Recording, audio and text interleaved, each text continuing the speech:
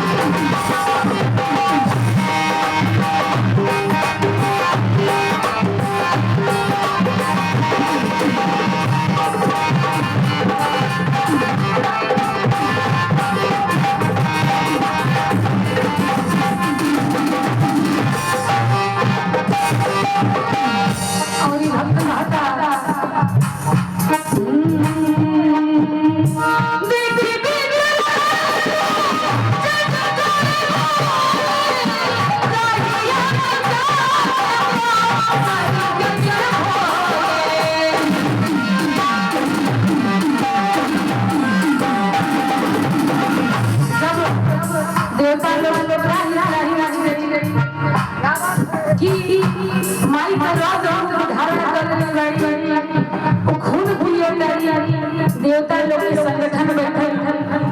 सब लोग शंकर भगवान के पास गए जेकि विश्व हरा पिए उनका पास समस्या के समाधान रखल गई त कहल गई कुछ महान समाधान निकाल त महादेव के दिमाग में एगो समाधान लो कैसे भक्त बखान करता देख